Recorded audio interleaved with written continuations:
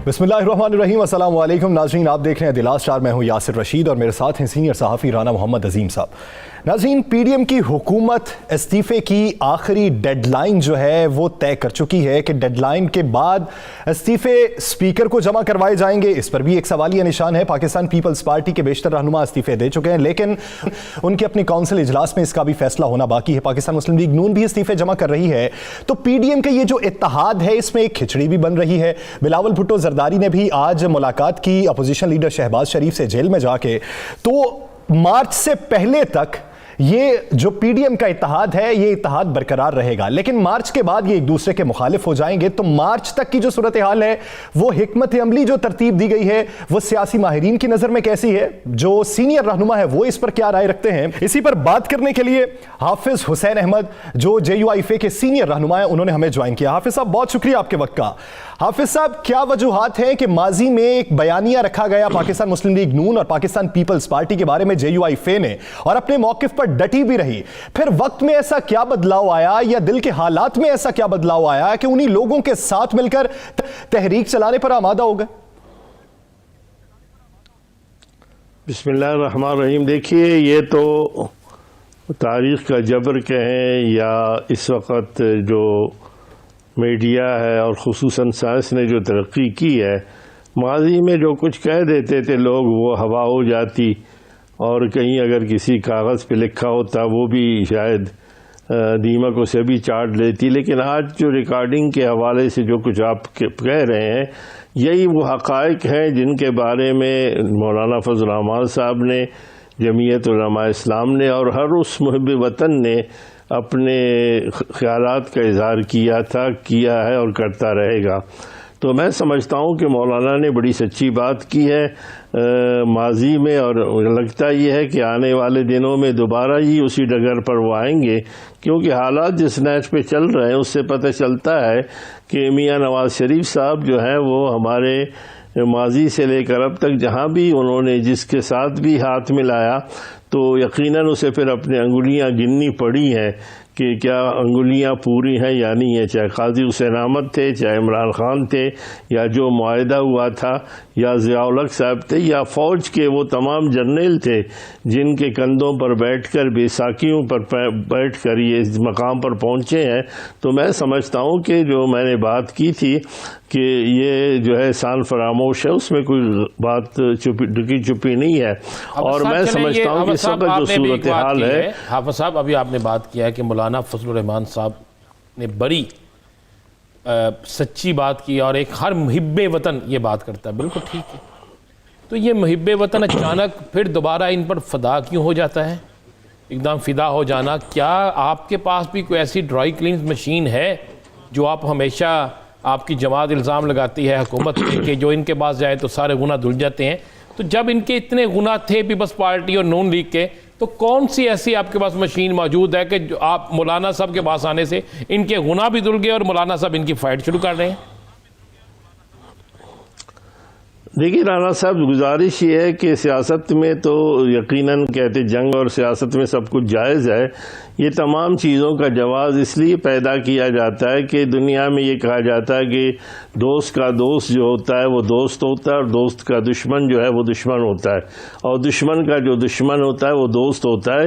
ये फार्मूले के हवाले से बात की जाती है, और इस वक्त भी मैं समझता हूँ कि जिस तरह भी मजबूरी के तहत समझे या हालात के जबर के हवाले से समझे, जितनी भी जमातें इकट्ठी हुई हैं उनके यकीनन सिमत को अगर आप देखेंगे तो लाहौर में भी आपको नज़र आएगा, और कोयटा में भी आपको नज़र आया था। और कोयटा में तो यहाँ मैं बैठा हुआ हूँ, और मैंने उसी दिन भी जो बात की थी जनाब मियाँ नवाज शरीफ साहब ने, जो लंदन मुस्लिम लीग के कायद हैं, उन्होंने जो बयानिया दिया था कि तमाम जर्नलों को, 2 जर्नलों को जो है फ़ौज उठकर हटा दे, यानी बगावत का उन्होंने जो ऐलान किया था।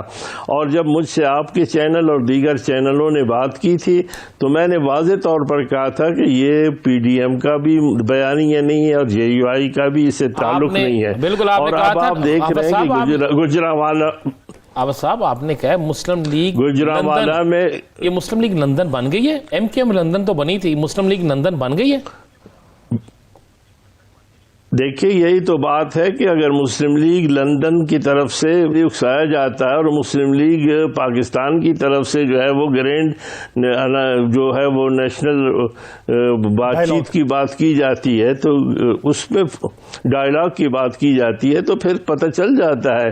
ابھی بھی آپ دیکھیں کہ جو دو لوگ ملے ہیں ان کی وجہ کیا ہے، اور میں آپ کو یہ بتانا چاہتا ہوں کہ یہ فروری میں مارچ تو نہیں ہوتا، مارچ تو فروری کے بعد آنے والا ہے، لیکن اب آپ بتائیے کہ جو ہمیں کہا گیا تھا آزادی مارچ کے وقت کہ آپ آئیں 31 اکتوبر کو پچھلے سال، اور ہم نومبر میں پہنچیں گے، نواز شریف صاحب کے کہنے پر جناب شہباز شریف نے پورے میڈیا کو کہا تھا کہ ہم نومبر میں جوائن کریں گے، اور جناب بلاول صاحب نے فرمایا تھا کہ ہم اسی جنوری میں جوائن کریں گے۔ جنوری گزر گیا، نومبر گزرا، جنوری گزرا، پورا سال گزرا، اب انہوں نے کہا تھا کہ جنوری میں ہم فیصلے کریں گے، اب فروری آ گئی۔ ہمارے ہاں تو کوئٹہ میں ایک اخبار نے 31 فروری کو لکھا ہوا ہے کہ استعفے دیں گے، اب 31 فروری تو قیامت تک نہیں آئے گی، شاید وہ تو کتابت کی غلطی ہوگی، لیکن میں سمجھتا ہوں کہ لگتا ایسے ہے کہ شاید یہ لوگ راستہ بھول گئے ہیں یا ان کو بھول بلیوں میں ڈال دیا گیا ہے۔ آپ کیا سمجھتے ہیں؟ آپ کا یہ کہنا ہے کہ مولانا فضل الرحمان شاید ماضی والے رویے پہ دوبارہ آ جائیں 1-2 ماہ بعد، لیکن کیا آپ یہ نہیں سمجھتے کہ ہر جماعت کو اس اتحاد سے اندرونی طور پر کچھ نہ کچھ نقصان اٹھانا پڑا، جیسا کہ JUIF کو آپ کے حوالے سے، پاکستان پیپلز پارٹی کو مصطفیٰ نواز کھوکھر اور علی مہر جیسے لوگوں کے حوالے سے، اور پاکستان مسلم لیگ نون کو بھی جو ہم خیال لوگ نہیں ہیں ان کے حوالے سے؟ دیکھیں جہاں تک نواز کھوکھر کا یا حسین احمد کا تعلق ہے، میں سمجھتا ہوں کہ نواز کھوکھر صاحب بھی پیپلز پارٹی کے اور میں بھی ہوں، جو نقصان ہوگا وہ تو میرے خیال میں اس سے بہت کہیں زیادہ ہوگا، اور وہ نقصان وہ ہوگا جب جس طریقے سے کہ یہ آگے جا کر دیکھیں گے، جس طرح حضرت امام حسین کو بلایا گیا تھا کوفے والوں نے اور پھر ساتھ چھوڑ دیا تھا، یہ بینی ہوئی صورتحال ہوگی، مولانا صاحب کے ہاتھ میں اور جیب میں ہمارے ہی چند MNA اور سینیٹرز کی استعفے ہوں گے، باقی جو صورتحال ہے وہ بالکل واضح ہے۔ اور میں سمجھنا چاہتا ہوں کہ ہم نے یقیناً یہ بات کل بھی کی تھی، اور میں ایک بات کہنا چاہتا ہوں رانا صاحب کہ اگر میرا بیانیہ غلط تھا اور جس کی سزا مجھے دی گئی ہے نواز شریف صاحب جیسے شخص کے لیے جس کا کوئی دین ایمان نہیں ہے، اور میں سمجھتا ہوں کہ اگر نواز شریف صاحب کا وہ بیانیہ کوئٹہ کے جلسے کا صحیح تھا اور واقعی وہ PDM کے اس فریم ورک میں پورا آتا تھا اور اس کی مذمت کرنے کے بعد مجھے سزا دی گئی ہے، تو پھر مجھے بتایا جائے کہ وہ بیانیہ گجرانوالہ میں کیوں نہیں آیا، وہ بیانیہ لاہور کے جلسے میں کیوں نہیں آیا، وہ بیانیہ دیگر جگہ پر کیوں نہیں آیا۔ اس کا مطلب یہ ہے کہ حافظ حسین احمد نے جو کچھ کہا تھا وہ کل بھی سچ تھا، آج بھی سچ ہے، اور مولانا فضل الرحمان صاحب اور دیگر جو ہمارے دیگر قائدین ہیں وہ بھی انشاءاللہ سمجھیں گے کہ یہ سچ کب ان کے سامنے آئے گا۔ باقی جہاں تک تعلق ہے، مولانا فضل الرحمان ایک بڑے بہترین سیاستدان ہیں، بڑے آنے والے وقت کو دیکھتے ہیں، کیا انہیں یہ نظر نہیں آ رہا، کیا وہ یرغمال بن چکے ہیں، انہیں نظر نہیں آ رہا، یا کوئی اور معاملہ ہے، یا مال بناؤ یا کوئی اور ایسا معاملہ ہے؟ دیکھیں جہاں تک سمجھتے ہیں یہ تو بات طے ہے کہ جو شخص بہت بڑا ہوتا ہے اور جب وہ غلطی کرتا ہے تو اس کا غلطی بھی اسی کی طرح بہت بڑا ہوتا ہے، اور یہ دنیا کا قانون ہے۔ جب بھی بڑے لوگوں نے جن کی دماغ تھے اور جن کی صلاحیتیں تھی، جب وہ غلطی کرنے پہ آ جاتے ہیں تو پھر وہ غلطی بھی ناقابل تلافی ہو جاتا ہے، اور یہ قانونی فطرت ہے اور اس پہ چلنا چاہیے۔ اسی لیے مشاورت کے حوالے سے دین اور اسلام ہمیں کہتا ہے کہ ہمیں مشورہ کرنا چاہیے، اگرچہ ہمارے ادارے موجود ہے، مشاورت کی بات کی جاتی ہے، لیکن نہ اداروں میں کسی کی بات سنی جاتی ہے، بلکہ عجیب ستم ظریفی ہے رانا صاحب کہ ہمارے ہاں فیصلے پہلے کر دیے جاتے ہیں اور اس کے بعد فیصلے بعد میں لیے جاتے ہیں. ہماری ابھی جو اجلاس ہوا ہے شورا کا، اس میں یقیناً انہوں نے کہا تھا 2018 کے بعد جو ہم نے فیصلے کیے ان کی توثیق کی جائے.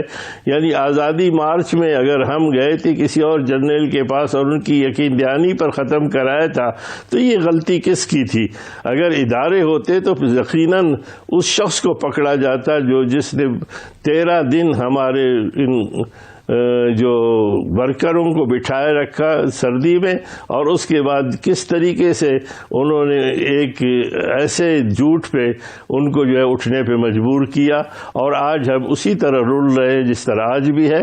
آج بھی صورتحال بالکل ہمارے پاس واضح ہے. بھی بڑی ہوتی ہے بلا شبہ. جمعیت علماء اسلام دینی طور پر ایک بہت بڑی جماعت ہے، لیکن آپ کیا سمجھتے ہیں کہ بڑے شخص کی غلطی مستقبل میں سیاسی طور پر کتنا نقصان دے گی جمعیت علماء اسلام کو؟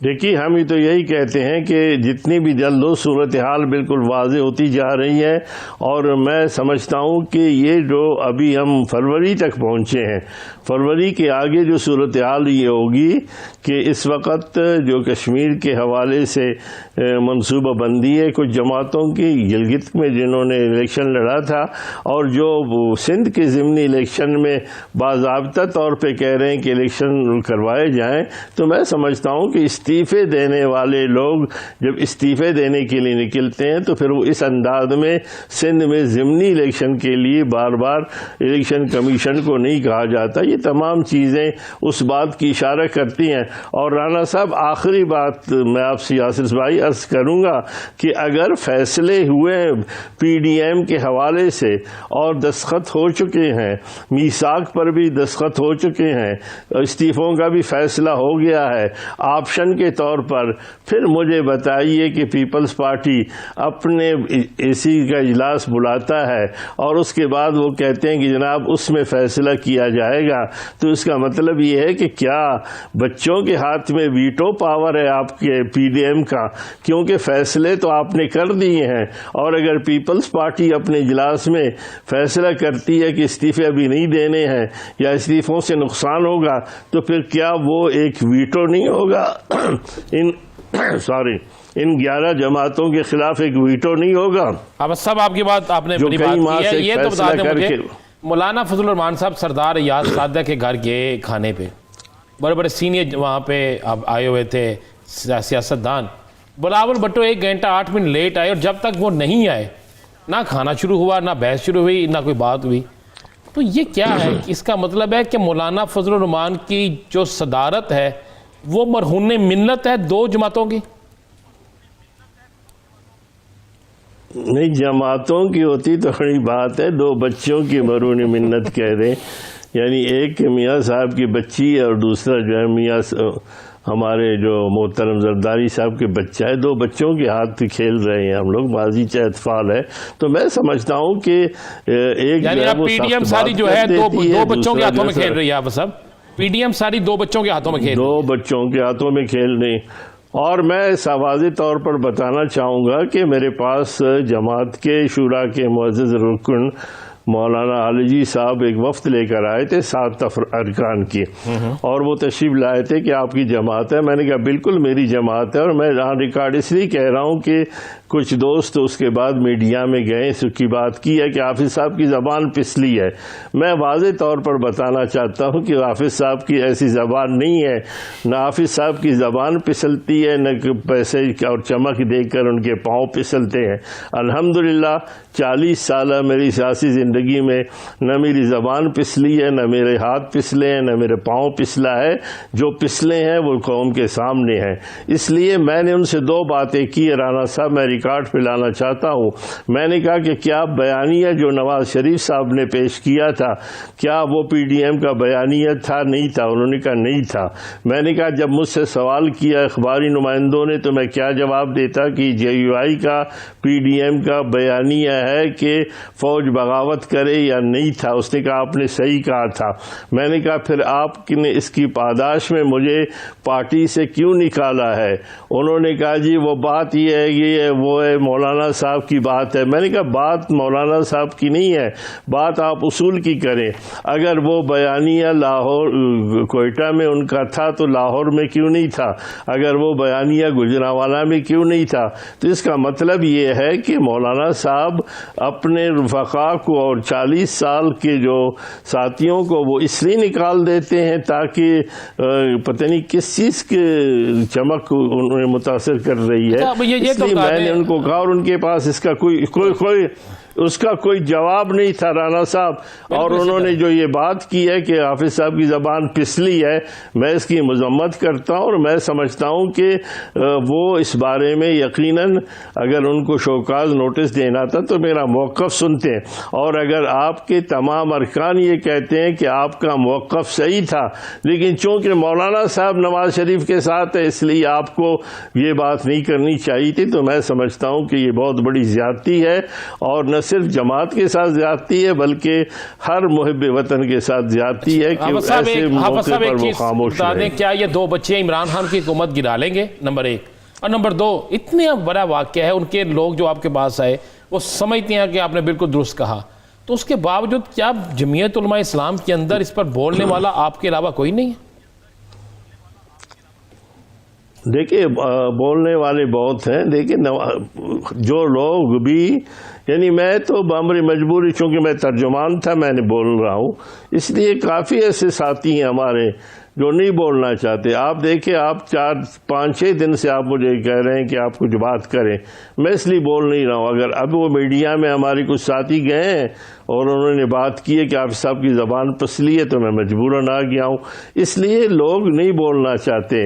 نواز کوکر صاحب اس لیے نہیں بولنا چاہتے کہ وہ جماعت کے اندر ہیں, انہوں نے صرف اپنے اظہار کے لیے استعفیٰ دے دیا ہے. اس طرح کافی لوگ موجود ہیں, ہر جگہ موجود ہیں. ان 2 بچوں کے حوالے سے بتا دیں, کیا یہ 2 بچے عمران خان کی حکومت ختم کر دیں گے؟ میں یہ کہہ رہا ہوں کہ عمران خان کو گرانے سے پہلے جو آس پاس کے ہمارے بزرگ ہیں ان کو یہ نہ گرا دے. مشکل تو یہ پڑی ہوئی ہے کہ وہ جس چیز پہ لگے ہوئے ہیں نا, یعنی جس کشتی میں سوار ہیں اسے سوراخ کرنے میں لگے ہوئے ہیں.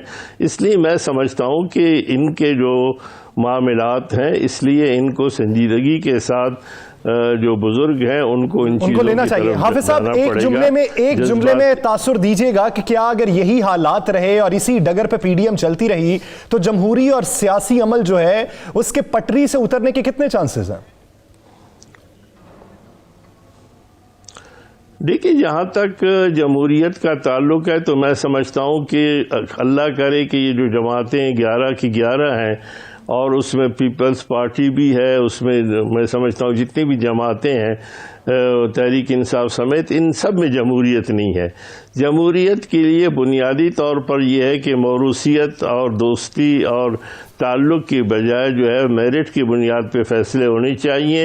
اور اگر یہاں پر موروثیت چل رہا ہے, یہاں پرچیوں پر جو ہے نا فیصلے ہوتے ہیں, اور اس بچوں کو کے حوالے سے بڑے بڑے جو ہے تجربہ کار 60-70 سال کے لوگ پیچھے کھڑے ہو کر بچوں کی طرف ہی دیکھ رہے ہوتے ہیں, تو پھر میں سمجھتا ہوں کہ اس سے پتہ چلتا ہے کہ جمہوریت کا مستقبل بڑا تابناک ہمیں نظر نہیں آتا. جمہوریت کا مستقبل تابناک نظر نہیں آتا. جہاں پر پرچیوں پہ فیصلے ہوں اور موروثیت پہ سیاست چلے تو وہاں پہ جمہوریت پہ سوالیہ نشان اٹھتے ہیں. بہت شکریہ حافظ حسین احمد حوالے سے اپنا وقت دینے کے لیے. ناظرین, دیگر ایشوز پر بات کریں گے ایک شارٹ بریک کے بعد. اسٹے ود اس.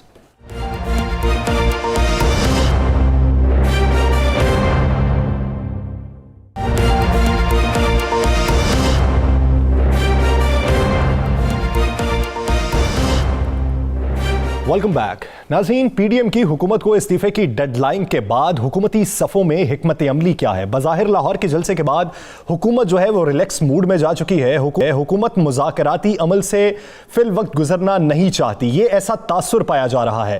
تو ایسی صورتحال میں وزیر اعظم بھی بار بار یہ کہہ چکے ہیں کہ اگر اپوزیشن کی جانب سے رابطہ کیا جاتا ہے تو اسے این آر او کی شکل دی جا رہی ہے.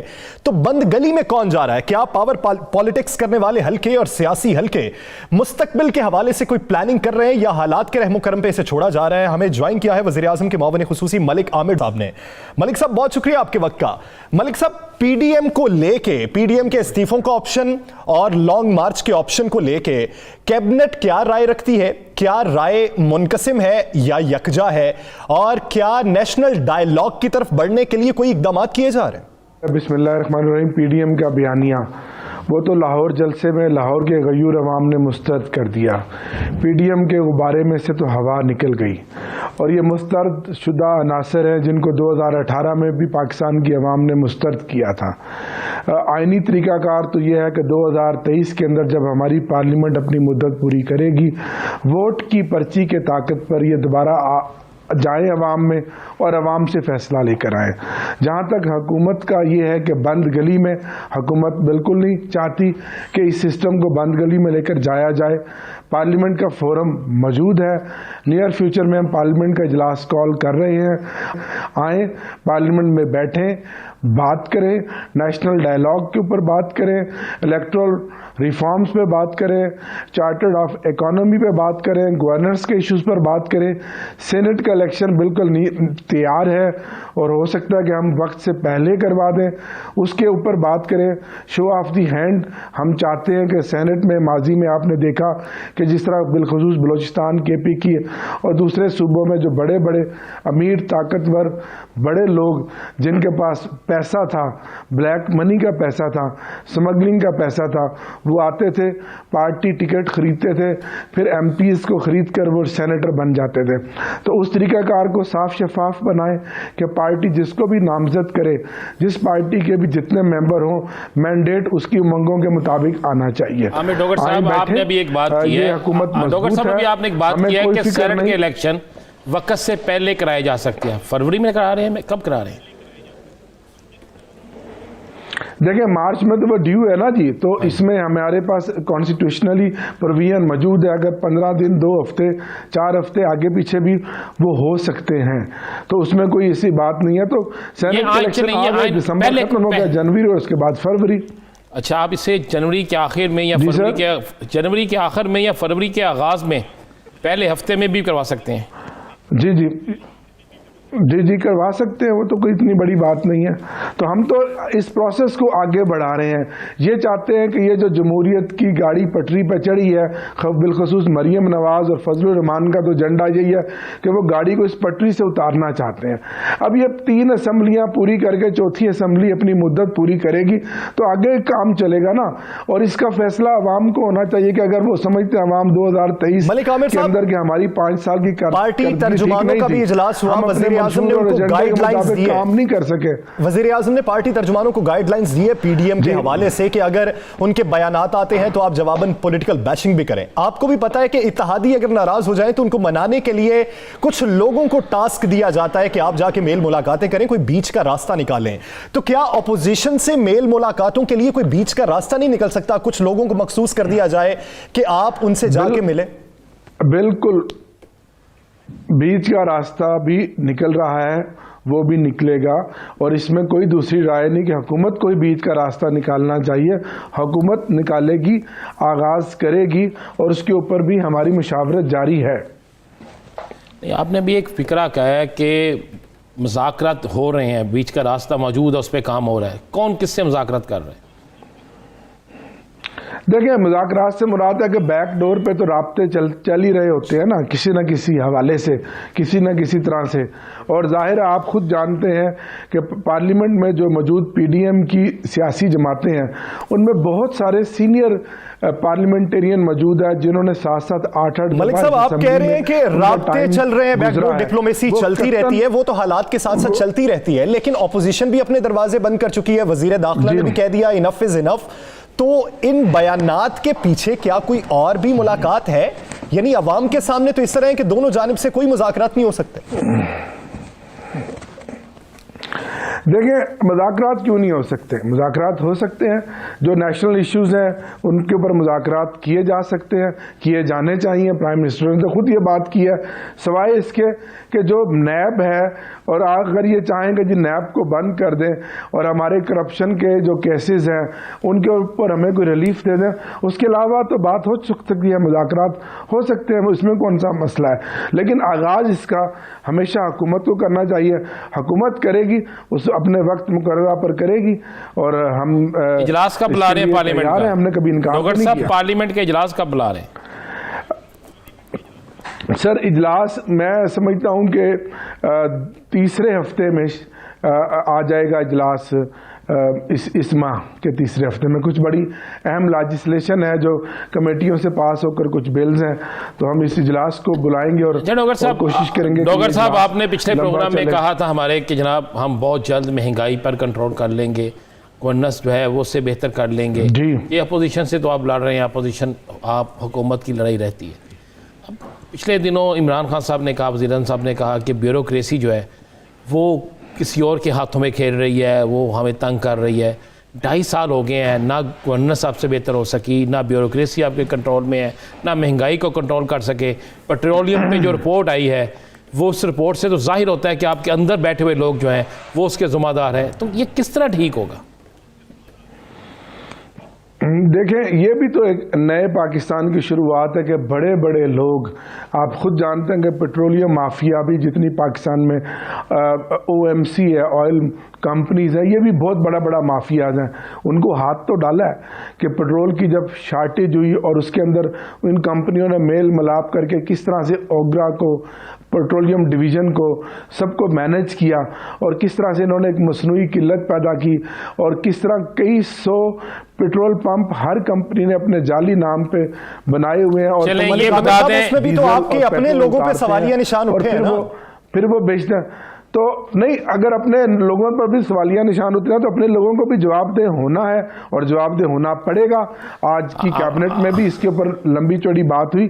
تو یہ عمران خان کی حکومت ہے، ورنہ تو اس طرح کی بڑی بڑی انکوائریاں ماضی کی ان حکومتوں میں تو انڈر کارپیٹ چلی جاتی تھی، کوئی پتہ بھی نہیں چلتا تھا. وہ کہتے تھے جی مٹی پاؤ جی، چلو جو ہونا سی ہو گیا، آگے دیکھیں گے. عامر صاحب یہ مجھے بتا دیجیے گا، مجھے اس میں کوئی شک نہیں کہ وزیر اعظم عمران خان خلاف ہاتھ ڈالا، مہنگائی پہ بھی کنٹرول کر رہے ہیں. ڈاکٹر صاحب اس پہ کوئی شک نہیں کہ وزیر اعظم پاکستان عمران خان بہترین کام کی طرف توجہ دے رہے ہیں، کوشش کر رہے ہیں. مجھے یہ بتا دیں، مجھے کچھ 4 نام بتا دیں اس پیٹرولیم کے بحران پہ. ابھی آپ نے خود کہا کہ انہوں نے اوگرا کو اور منسٹری کو یا دیگر لوگوں کو مینج کیا. جنہوں نے مینج کیا، جو مینج ہوئے، 4 نام بتا دیں جن کے خلاف کارروائی ہوئی. کوئی 4 نام بتا دیں جن کے خلاف کارروائی. سر ابھی سٹارٹ ہوگا نا، آج ابھی سٹارٹ ہوگا. دیکھیں کل تو رپورٹ آئی ہے ایک انکوائری. نہیں سر، انکوائری رپورٹ میں جن پروب کر کے جن کو بھی ذمہ دار ٹھہرایا گیا ہے قانون کے مطابق، آج کیبنٹ میں وہ انکوائری رپورٹ پٹ ہوئی ہے، تو قانون کے مطابق صاحب کیا قانون کے مطابق پیٹرول کی قلت ہوئی تھی؟ کمپرومائز نہیں ہے. قانون کے مطابق پیٹرول کی قلت پیدا ہوئی تھی، لیکن کسی قانون کے تحت ہی ان قلت پیدا کرنے والوں کے خلاف کارروائی ہونی ہے نا. کب ہوگی؟ چلیں یہ بتا دیں کب تک ہوگی؟ سر یہ ہو رہی ہے 15 دن 20 دن 1 مہینہ. آپ کو خبر، آپ نے خود یہ بریک کیا. 15 دن 20 دن 1 مہینہ گرفتاریاں بھی ہوں گی، ان کے خلاف کارروائیاں بھی ہوں گی. سلام پیش کرتے ہیں حکومت کو کہ یہ پہلی حکومت ہے جو رپورٹ کو پبلک کرتی ہے، یہ پہلی حکومت ہے جو عناصر کی نشاندہی کرتی ہے. آٹے کا بحران، دیگر بحران، مہنگائی میں اضافہ، پیٹرولیم بحران اور دیگر چیزیں، ادویات پہ بھی ایشو لے لیں، اپنے ہی لوگ، گیس کے بھی لمبے بل آتے رہے. تو یہ ساری چیزیں عوام کو تو اس سے گزرنا پڑا ہے. 2.5 سال ہو گئے، 2.5 سال لگتا ہے عوام پھر اسی سے گزرتی رہے گی. کریڈٹ حکومت کا یہ ہے کہ پبلک ہو جاتی ہے رپورٹ. جی تو یہ بھی بہت بڑی، اور نہیں نہ صرف پبلک ہوتی ہے بلکہ اس پہ کارروائی بھی ہوتی ہے، اور کارروائی ہو رہی ہے. آپ ان قریب خود دیکھیں گے. آپ کا اپنا بڑا رول ہے, میڈیا کا اس میں بڑا کردار ہے کہ میڈیا نے جس طرح ان چیزوں کو فلیش کیا, فالو اپ کیا, تو اب کوئی بڑے سے بڑا مافیا بھی عمران خان کی حکومت میں بچ نہیں سکے گا, قانون سے نہیں بچ سکے گا. چلے امید کرتے ہیں, دعا کرتے ہیں کہ کوئی بڑا مافیا اس حکومت میں نہ بچ سکے. سے ہے آپ یہ دیکھیں کہ ایک ہفتے میں چینی کی قیمت کم ہوئی ہے, ٹماٹر آٹے کی قیمت کم ہوئی ہے, چیزیں کم, مہنگائی میں کمی واقع ہوئی ہے, لیکن پوری کوشش ہے کہ اس جن کو جو بے قابو ہے بوتل سے نکلا اس کو کنٹرول کرے. چلے پوری طرح امید کرتے ہیں, دعا کرتے ہیں کہ وہ مہنگائی کا جو جن ہے وہ بوتل میں واپس دوبارہ بند کیا جا سکے, اور اس کے ساتھ ساتھ اقدامات جو وفاقی حکومت کرنا چاہ رہی ہے اور پنجاب حکومت کرنا چاہ رہی ہے وہ ہو سکے. بہت شکریہ ملک عامر ڈوگر صاحب اس حوالے سے اپنا وقت دینے کے لیے. ناظرین دیگر ایشوز پر بات کریں گے ایک شارٹ بریک کے بعد. اسٹے ود اس.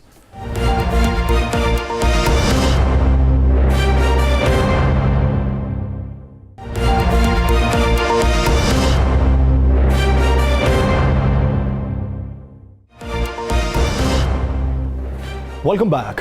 ناظرین, Bilawal Bhutto Zardari chairman peoples party opposition leader Shehbaz Sharif سے ملنے آج جیل گئے تھے. ملاقات کے بعد میڈیا سے گفتگو بھی کی. ایک طرف پی ڈی ایم یہ فیصلہ کر چکی ہے کہ استعفے دیے جائیں گے, دوسری جانب پاکستان پیپلز پارٹی نے اندرونی طور پر اپنے اجلاس میں بھی فیصلہ کرنا ہے کہ استعفوں کے حوالے سے آئندہ کیا موو ہوگی. اسی بارے میں بات کرنے کے لیے پاکستان پیپلز پارٹی کے صوبائی وزیر science and information technology Taimur صاحب نے ہمیں جوائن کیا ہے. تیمور صاحب بہت شکریہ آپ کے وقت کا. تیمور صاحب, آئندہ کی حکمت عملی کیا ہوگی اس پہ بعد میں بات کر لیتے ہیں. آج بلاول بھٹو زرداری صاحب شہباز شریف صاحب سے ملنے گئے تھے, تو کیا صرف اظہار تعزیت کے لیے گئے تھے یا آئندہ کی پی ڈی ایم کے پلیٹ فارم کی حکمت عملی کے حوالے سے بھی بات چیت ہوئی ہے؟ بسم اللہ الرحمن الرحیم. Firstly thank you for having me on your channel.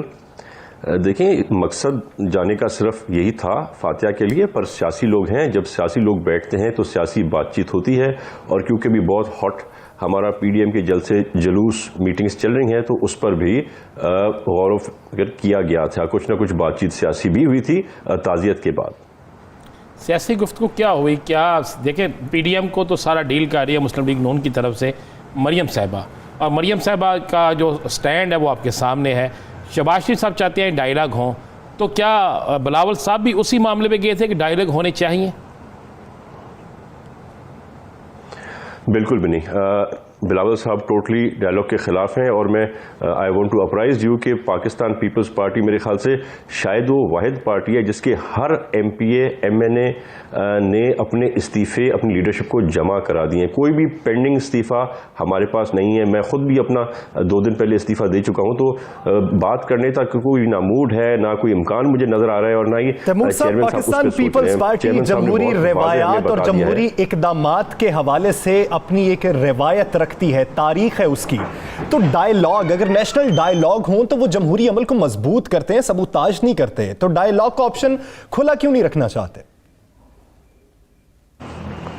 آپ کو یاد ہوگا جیسے عمران خان سلیکٹ ہو کے پرائم منسٹر بنے تھے تو جو پہلی ان کی اسمبلی میں اسپیچ ہوئی تھی نیشنل اسمبلی, بہت کھل کے چیئرمین صاحب نے کہا تھا کہ ہم اس سلیکٹڈ پرائم منسٹر کی مدد کرنے کو تیار ہیں, ہم اس حکومت کی مدد کرنے کو تیار ہیں for the sovereignty of Pakistan, for the economic crisis. پر آپ نے دیکھا کس طرح سے ایک رسپانس ملتا رہا ہم سب کو, چاہے نون لیگ ہو چاہے پیپلز پارٹی ہو. ہم چاہتے تھے کہ یہ 5 سال پورے ہوں, حالانکہ ہمیں پتا تھا کہ وہ سلیکٹڈ ہیں, پر جس طرح سے حالات ہوئے, جو آج حالات ہیں بہت خراب ہیں. ہماری اکنامک پوزیشن کبھی ڈیکیڈز میں اتنی سیویئرلی ڈیمیج نہیں ہوئی. کبھی پہلے پاکستان کرپشن کے 120 نمبر پہ نہیں تھا. نواز شریف کے ٹائم پہ بھی ایمنسٹی انٹرنیشنل ہمیں 170 نمبر پہ رکھا ہوا تھا. تو جب آپ یہ حالات دیکھتے ہیں, جب ہمیں کوئی رستہ نظر نہیں آتا بہتری کا, جس ملک میں لائف سیونگ ڈرگز کو 250% قیمتیں بڑھا دی جائیں اسٹوپڈ ریزنز دے کے, جہاں پر آپ کی اپنی حکومت جو ہے شوگر کرائسس کو خراب کرے, آپ کی اپنی مافیا بیٹھی ہو, ویٹ مافیا آپ کی بیٹھی ہو, تو ہمیں اب اور کوئی رستہ نظر نہیں آتا. پر ہم ڈیموکریٹک رستہ ہی لانا چاہتے ہیں. We want fair and free elections and we don't want anything undemocratic. تو یہ ایک الیکشن کی ڈیمانڈ کرنا کوئی ناجائز چیز نہیں ہے. آپ نے کہا کہ الیکشن کی ڈیمانڈ کرنا کوئی ناجائز نہیں ہے. اگر آپ نے استعفے دے دیے ہیں تو پیپلز پارٹی فیصلہ کر چکی ہے کہ وہ اب اسمبلیوں میں نہیں جائے گی, یا ابھی کوئی راستہ ہے؟ نہیں، میرے خیال سے راستہ کوئی بھی نہیں ہے، پر چیئرمین بلاول بھٹو صاحب وہی پالیسی اختیار کرتے ہیں جو کہ شہید محترمہ بینظیر بھٹو کرتی تھی. وہ اس معاملے کو CEC میں لائیں گے، سینٹرل ایگزیکٹو کمیٹی میں لا کے، اور اس کے بعد استعفے دیے جائیں گے اسپیکرز کو. اور یہ کوئی صرف پاکستان پیپلز پارٹی کا اپنا نہیں ہوگا، یہ تو ایک جوائنٹ وینچر ہے ہمارا، جس میں ہم مولانا صاحب، نون لیگ اور باقی ہماری 11 جماعتیں ایک ساتھ فیصلہ ہوگا، استعفے ایک ساتھ دیں گے. تیمور صاحب، کیا آپ سندھ حکومت چھوڑنے کے لیے تیار ہیں؟ بالکل ہم سندھ حکومت چھوڑنے کے لیے تیار ہیں، کیونکہ ہمیں پتہ ہے کہ اگر فیئر اینڈ فری الیکشن ہوتا ہے تو پاکستان پیپلز پارٹی ایک بار پھر پہلے سے بھی زیادہ ووٹ لے کے سندھ میں آئے گی. جس طرح سے ہم دیکھ رہے ہیں پچھلے تینوں الیکشن میں، ہر الیکشن میں ہمیں بہت زیادہ ایکسٹرا سیٹس ملی ہیں، اور اس بار تو میں سمجھتا ہوں کہ شاید پورا سندھ ہی پیپلز پارٹی کے پاس ہی ہوگا. اس لیے ہمیں الیکشن سے شہباز شریف صاحب نیشنل ڈائیلاگ کا آپشن کھلا رکھنا چاہتے ہیں. ان کی تجویز یہ ہے کہ نیشنل ڈائیلاگ ہوں. آج بلاول بھٹو زرداری صاحب جا کے ملے ہیں، تو کیا بلاول بھٹو زرداری صاحب نے ان کو اس آپشن سے پیچھے ہٹنے پہ اور دوسرا راستہ اپنانے پہ مائل کیا؟ آئی ایم کوائٹ شیور کہ چیئرمین صاحب کے ساتھ ایک ہی پیج پہ شہباز شریف صاحب آگے ہوں گے. جب چیئرمین صاحب نے اپنی دلیل سامنے رکھی ہوگی تو آئی ایم شیور، ویسے بھی شہباز شریف صاحب کا بھی کہنا یہی تھا کہ وہ اپنی رائے دے سکتے ہیں، پر ہوگا وہی جو PDM کا ایک جوائنٹ فیصلہ ہوگا. تو آئی ایم شیور استعفوں کی آپشن ہی رہے گی اور ڈائیلاگ کی آپشن نہیں آئے گی. نہ نون لیگ سے آگے آئے گی میرے خیال سے، اور نہ پیپلز پارٹی نے تیمور صاحب آپ کو یقین ہے کہ کلیئر کر دیا تھا کہ ہم ڈائیلاگ میں بالکل انٹرسٹڈ نہیں ہیں. بلاول بھٹو زرداری صاحب کے ساتھ شہباز شریف صاحب ایک پیج پہ آگے ہوں گے، وہ اپنے بھائی کے ساتھ ایک پیج پہ نہیں؟ دیکھیں، جو مجھے انفارمیشن ملی ہے وہ میں آپ تک شیئر کر رہا ہوں.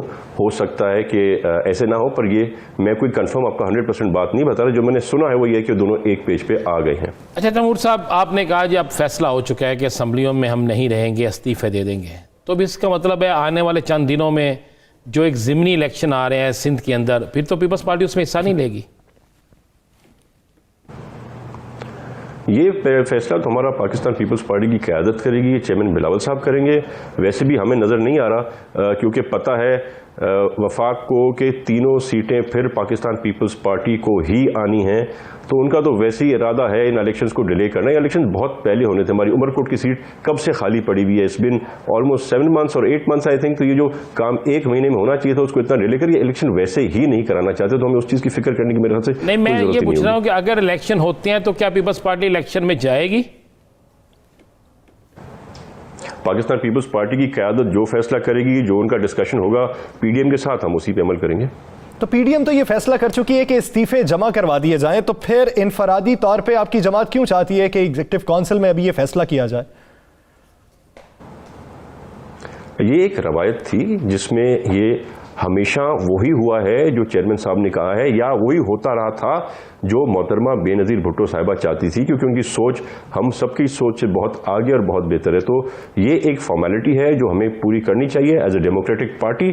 پر اس بات پہ میں 100% یقین رکھتا ہوں کہ ہم استعفے جلد جمع کرائیں گے اور ان ایوانوں سے ہم باہر ہوں گے. ایک آخری سوال، مصطفیٰ نواز کھوکھر صاحب کے استعفے کی وجہ کیا ہے؟ میرے خیال سے کوئی ایسی خاص وجہ نہیں ہے. پیپلز پارٹی میں تھے، آج بھی پیپلز پارٹی میں ہے. انہیں پیپلز پارٹی رکنیت سے کوئی استعفیٰ نہیں دیا ہے، انہیں پیپلز پارٹی سے کوئی دوری نہیں دی. تو کوئی ریزن ہو سکتا ہے کہ ان کا پرسنل ریزن ہو، پر انہیں پیپلز پارٹی میں ہے اور رہیں گے. ذاتی مسئلہ تھا، پیپلز پارٹی میں ہے اور رہیں گے. اور PDM نے جو فیصلہ کیا ہے، چیئرمین جو فیصلہ کریں گے وہی اجلاس میں اس کا موقف اپنایا جائے گا اور سب اسی پر رائے دیں گے. بہت شکریہ تیمور تالپور صاحب اس حوالے سے اپنا وقت دینے کے لیے. ناظرین دیگر بات کریں گے ایک شارٹ بریک کے بعد. اسٹے ود اس.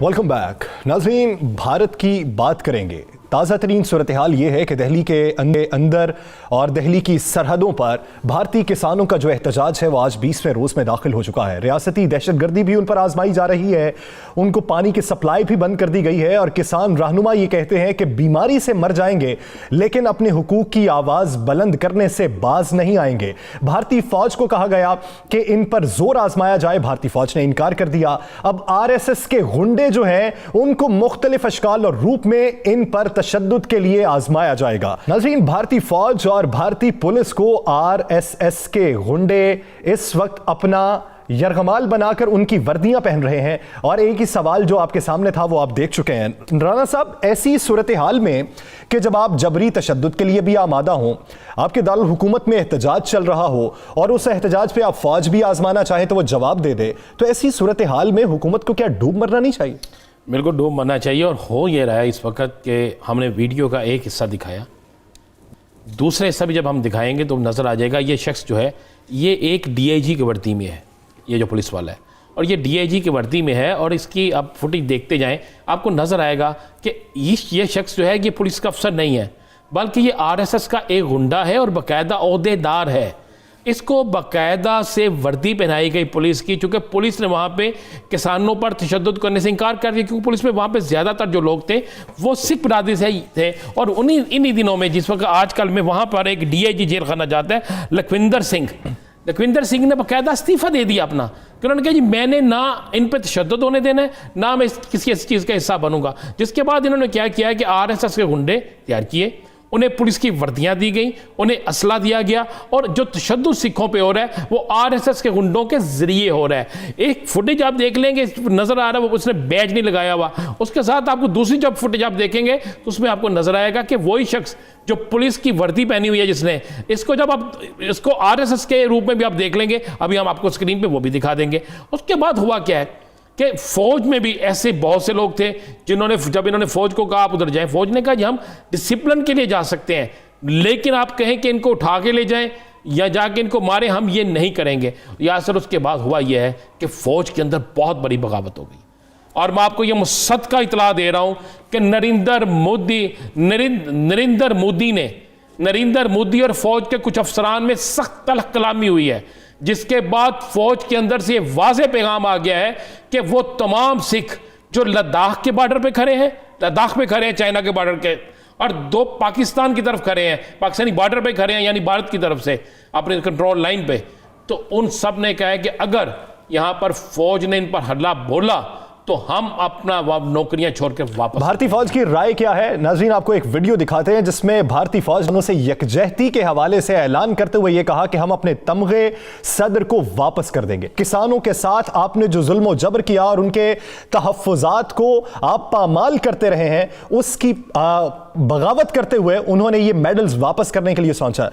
رانا صاحب، ایسی صورتحال کہ آپ کی فوج بھی آپ کے مخالف، آپ کے کسان بھی آپ کے مخالف، اقلیتی لوگ بھی آپ کے مخالف، اور بہت سے سیاسی رہنما بھی آپ کے مخالف، جس میں ایک مثال یہ ہے کہ اروند کیجریوال جو وزیر اعلیٰ ہیں ان کو بھی نظر بند کیا گیا، انہوں نے بھی سالیڈیرٹی شو کی ہے۔ تو ایسی صورتحال میں مودی حکومت مستقبل کے لیے کیا لاہ عمل اپنائے گی؟ کیا تشدد کا راستہ اپنائے گی؟ جی بالکل تشدد کا راستہ اپنایا جائے گا۔ جب فوج کے اندر بغاوت ہو گئی، جب پولیس کے اندر بغاوت ہو گئی، جب اس ملک کے اندر ہر دوسرا شخص بغاوت کرنے پہ تیار ہو گیا، تو اب نریندر مودی نے روایتی طریقے سے آر ایس ایس کے گنڈوں کو تیار کر لیا۔ آپ دیکھیں وہاں کے ریٹائرڈ افسران اپنے تمغے واپس کر رہے ہیں، موجودہ واپس کر رہے ہیں۔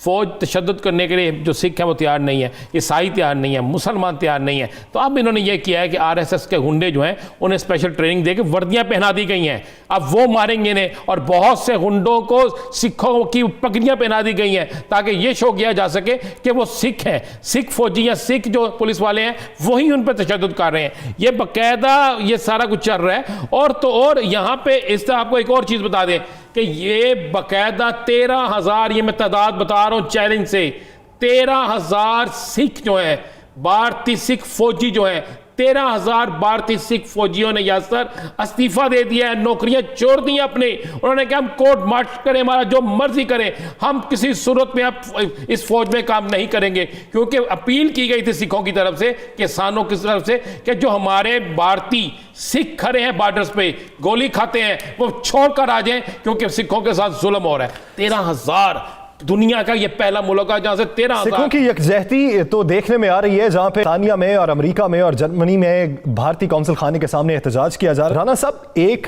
ہمارے تاثر یہ ہے کہ کسان پڑھے لکھے نہیں ہوتے، انہیں سیاست کا علم نہیں ہوتا، سیاست کو بالائے طاق رکھ کے معاشی اصولوں پہ وہ بات کرتے ہیں، روزمرہ کی معاشی پابندیوں پہ، جو لڑائی جھگڑے ہیں اس پہ بات کرتے ہیں۔ لیکن آپ یہ دیکھیے کہ وہ کس نہج پہ پہنچے ہوئے ہیں، ان کا دماغ کتنا چلتا ہے، کتنے سیاسی طور پہ باشعور ہیں وہ۔ دیکھیں انڈیا کا کسان بڑا باشعور ہے اور اس نے جو باتیں کی ہیں وہ بالکل حقائق پر مبنی کی ہیں. بات ہے کسان واقعی باشعور ہوتا ہے, یہ غلط سوچتی کہ کسان باشعور نہیں ہے. بھارت کے کسان نے ثابت کر دیا باشعور ہے, پاکستان کا کسان بھی باشعور ہے. معاملہ بڑا سیدھا سا یاسر, بھارت ٹوٹ رہا ہے, بالکل بھارت ٹوٹ رہا ہے. آپ سوچیں کہ ایک بھارت میں رہنے والا کسان جس نے اپنی زندگی بھارت کے لیے وقف کر دی, جس کا اوڑھنا بچھوڑنا بھارت ہے, جس کی سب کچھ بھارت ہے, آج وہ کیوں وہاں پہ تنگ ہے؟ آج کیوں اپنی حکومت کے خلاف ایسا کہہ رہا ہے؟ آج وہ کیوں مودی کو ہٹلر کہہ رہا ہے؟ اپنے وزیر اعظم کو ہٹلر کیوں کہہ رہا ہے؟ اس لیے کہ اسے نظر آ گیا ہے کہ وہاں پر ہندو برادری کے علاوہ, وہ بھی ایک ہندو برادری جو اونچے درجے کے ہیں, اس کے علاوہ کسی کی وہاں پہ نہ جان محفوظ ہے, نہ مال محفوظ ہے, نہ وہ محفوظ ہے, نہ اس کی اولاد محفوظ ہے. تو اس لیے اب مسلمانوں کے پاس سکھ بھی کھڑے ہو گئے ہیں, ہٹے بھی کھڑے ہو گئے ہیں, بہت سے اور کھڑے ہوں گے وہاں پہ. اور آپ دیکھیں گے ہر شخص انڈیا کے اندر جو ہے اب کسان سے لے کر عام آدمی باشعور ہو چکا ہے اور اب بھارت ٹوٹ رہا ہے. اپنے حقوق کے لیے آواز بلند کی جا رہی ہے اور وفاقی حکومت جو مودی سرکار ہے اس کو اس وقت ببانگ دہل کہا جا رہا ہے کہ اپنے حقوق کی آواز ہم بلند کرتے رہیں گے, بے شک ہمیں موت کے گھاٹ اتار دیا جائے. ناظرین, دی لاسٹ آور سے مجھے صاحب کو دیجیے اجازت. اللہ نگہبان.